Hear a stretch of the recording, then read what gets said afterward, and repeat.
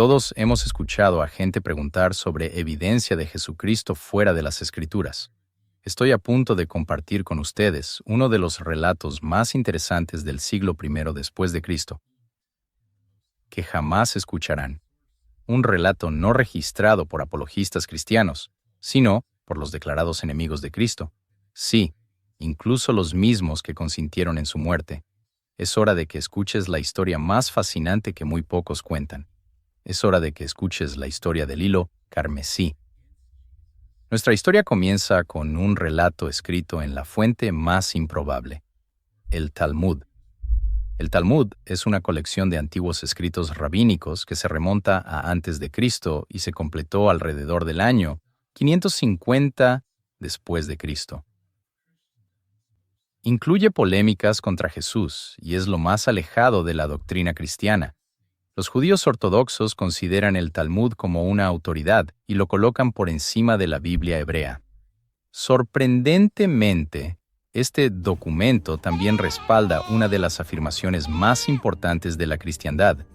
Tanto el Talmud de Jerusalén como el de Babilonia registran los detalles de la historia que les voy a compartir, la del hilo carmesí. En la antigüedad, mientras el templo de Jerusalén aún estaba en pie, los sumos sacerdotes celebraban una ceremonia especial el día de la expiación, también conocido como Yom Kippur. Esta ceremonia implicaba 2 machos cabríos, uno como ofrenda sacrificial al Señor y el otro, conocido como chivo expiatorio. En Levítico 16, versículos 7 a 10, leemos: «Y tomará los 2 machos cabríos, y los presentará delante de Jehová, a la puerta del tabernáculo de reunión. Y Aarón echará suertes sobre los 2 machos cabríos, la una suerte por Jehová y la otra suerte por Azazel. Y hará traer a Aarón el macho cabrío sobre el cual cayera la suerte ante Jehová, y lo ofrecerá en expiación. Pero el macho cabrío sobre el cual cayere la suerte para Azazel, lo presentará vivo delante de Jehová, para hacer expiación sobre él, y para enviarlo por Azazel al desierto». El Talmud registra la práctica de atar una tira de tela roja a los cuernos del chivo expiatorio. El hilo carmesí representaba el pecado del pueblo, expiado con la sangre del propiciatorio. Milagrosamente, se decía que esta tira de tela se volvía blanca, indicando que Dios aceptaba la ofrenda. Isaías 1:16 a 19 dice el Señor: «Aunque vuestros pecados sean como la grana, como la nieve serán emblanquecidos. Aunque sean rojos como el carmesí, como blanca lana se volverán. Si estáis dispuestos y obedecéis, comeréis el bien de la tierra». Isaías 1:16 a 19. En el año 30 después de Cristo, comenzó algo siniestro. El hilo no se volvió blanco. Permaneció carmesí. Los pecados de Israel no fueron perdonados. Lo mismo ocurrió al año siguiente, y al siguiente, y al siguiente. Durante 40 años consecutivos, desde la crucifixión de nuestro Señor hasta la destrucción del templo de Jerusalén en el año 70 después de Cristo. El hilo no cambió de color. Los sacrificios de animales de los sacerdotes del templo nunca más fueron aceptados. Hebreos 10, 11 a 13 da una idea de lo que cambió para estos sacerdotes del templo. Día tras día, todo sacerdote se pone de pie y cumple con sus deberes religiosos. Una y otra vez ofrece los mismos sacrificios que jamás pueden quitar los pecados. Pero cuando este sacerdote, que es Jesús, ofreció un solo sacrificio por los pecados para siempre, se sentó a la diestra de Dios y desde entonces espera que sus enemigos sean puestos por estrado de sus pies, porque con un solo sacrificio ha perfeccionado para siempre a los que están siendo santificados. Hay más. Parte del ritual del día de la expiación era echar suertes sobre los machos cabríos, como se ordena en Levítico 16:7, y tomará los 2 machos cabríos y los presentará delante de Jehová a la puerta del tabernáculo de reunión. Y Aarón echará suertes sobre los 2 machos cabríos, la una suerte por Jehová y la otra suerte por Azazel. Las suertes se representaban con una piedra negra y una blanca. La suerte del Señor era la piedra blanca. En tiempos pasados, durante el reinado del sacerdote conocido como Simón el Justo, La piedra blanca salía en su mano derecha y el hilo se volvía blanco durante los 40 años de su servicio. Durante los 200 años posteriores a Simón, la suerte era mixta. A veces, la suerte del Señor salía en la mano derecha y a veces no. Sin embargo, después de la crucifixión de Jesús, la suerte del Señor nunca volvió a salir en la mano derecha durante esos últimos 40 años. Cada año, la piedra negra era elegida por la mano derecha del sacerdote del templo. La probabilidad estadística de que esto ocurra por casualidad, el equivalente a lanzar una moneda al aire y obtener cruz 40 veces seguidas, es inferior a 1 en 1.000.000.000. Proverbios 16:33 dice: la suerte se echa en el regazo, pero del Señor es el que decide todo. Y aún hay más. El templo tenía una lámpara muy importante, llamada la lámpara occidental, también conocida como la llama eterna. Debía permanecer encendida perpetuamente.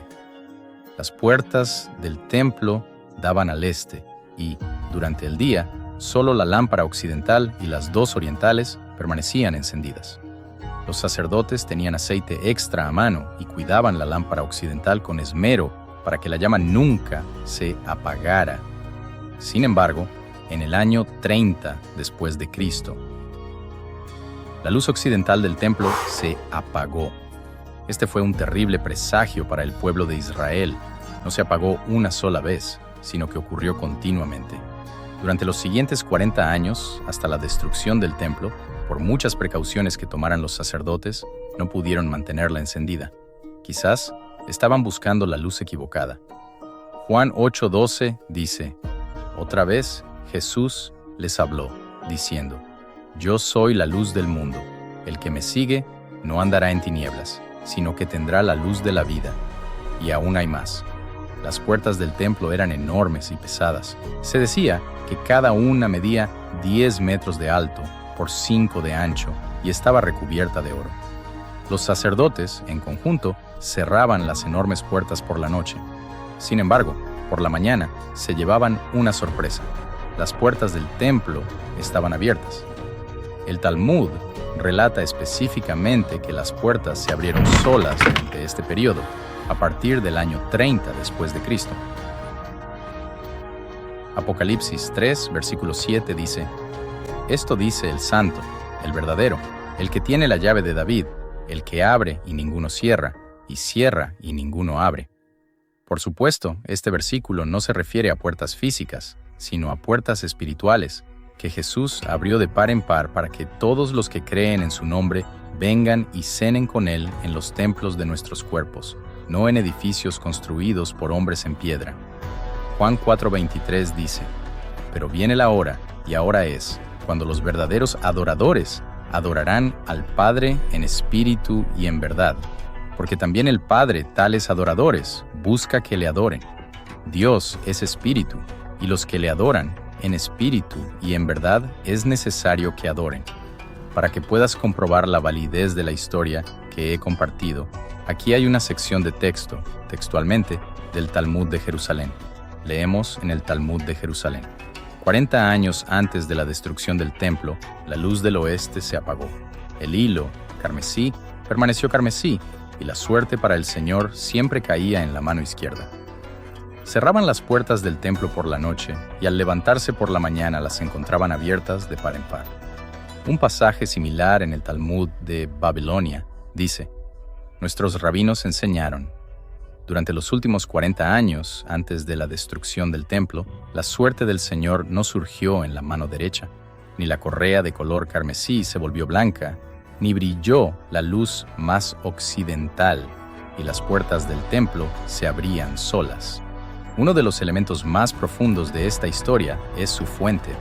El Talmud, en su conjunto, despotrica contra Jesús, pero sus registros históricos aún revelan que la mano de Dios estaba puesta contra el templo tras la crucifixión. De hecho, los sumos sacerdotes que pidieron la muerte de Jesús fueron los primeros en experimentar estos presagios. ¿Se imaginan sus rostros tras esta sucesión de acontecimientos? Puede que el hilo no se haya vuelto blanco, pero apuesto a que algunos sí. Por supuesto, quienes prefieren permanecer en la oscuridad atribuirán estos acontecimientos a otra cosa. Algunos incluso culpan a Jesús y a sus seguidores en lugar de atribuir la responsabilidad a quien realmente recae. Mateo 27, 24 a 25 dice: Cuando Pilato vio que no podía prevalecer, sino que se estaba formando un tumulto, tomó agua y se lavó las manos delante de la multitud, diciendo: Soy inocente de la sangre de este justo, encárguense ustedes. Y todo el pueblo respondió y dijo: Su sangre sea sobre nosotros y sobre nuestros hijos. Si tan solo una vez en 40 años el hilo se hubiera vuelto blanco, los sacerdotes lo habrían presentado como una refutación de la afirmación de Jesús como el sacrificio único por todos los pecados. Pero no se volvió blanco. No, ni una sola vez. No como lo registraron los primeros cristianos, sino como lo registraron los mismos que conspiraron contra nuestro Señor. Lucas 19, versículos 37 a 40 describen la última vez que Jesús entró en Jerusalén. Y cuando llegaron cerca de la bajada del Monte de los Olivos, toda la multitud de los discípulos, regocijándose, comenzó a alabar a Dios a gran voz por todas las obras poderosas que habían visto, diciendo: Bendito el Rey que viene en el nombre del Señor, paz en el cielo y gloria en las alturas. Y algunos de los fariseos de entre la multitud le dijeron: Maestro, reprende a tus discípulos. Y él respondió y les dijo: Os digo que si éstos callaran, las piedras clamarían al instante. De hecho, con todos estos presagios registrados que he compartido con ustedes, ¿no han clamado las mismas piedras que formaban el templo? Lucas continúa diciendo en el versículo 41: Y cuando llegó cerca, vio la ciudad y lloró sobre ella, dicho: Oh, si también tú conocieses, a lo menos en este tu día, lo que es para tu paz, pero ahora está encubierto a tus ojos. Porque vendrán días sobre ti en que tus enemigos te rodearán con vallado y te sitiarán, y por todas partes te estrecharán, y te derribarán a tierra, y a tus hijos dentro de ti, y no dejarán en ti piedra sobre piedra, por cuanto no conociste el tiempo de tu visitación. Para ser claro, no avalo el Talmud ni las opiniones expresadas en él. De hecho, el texto, en su conjunto, está en contradicción con nuestro Señor y Salvador. Solo comparto el evento registrado y no las interpretaciones de los rabinos especuladores. Muchos de quienes están en la oscuridad descartarán el testimonio de un cristiano sobre Jesús y sus milagros, pero les resultará más difícil descartar los milagros posteriores a su muerte registrados por quienes se opusieron a él. Si bien algunos buscarán otras explicaciones, los invito a escuchar esta historia y a llegar a su propia conclusión. Mejor aún, los invito a escuchar esta historia y a orar a nuestro Padre Celestial, mediante el poder del Espíritu Santo, para que les revele si esto es así. Les doy mi testimonio de que lo que he compartido con ustedes es cierto, porque no fue carne ni sangre quien me reveló la verdad, sino nuestro Padre Celestial. Búsquenlo a través del único camino que nos ha dado, de hecho, el único camino que siempre necesitaremos, su Hijo y nuestro Redentor, y en el nombre de Jesucristo. Amén.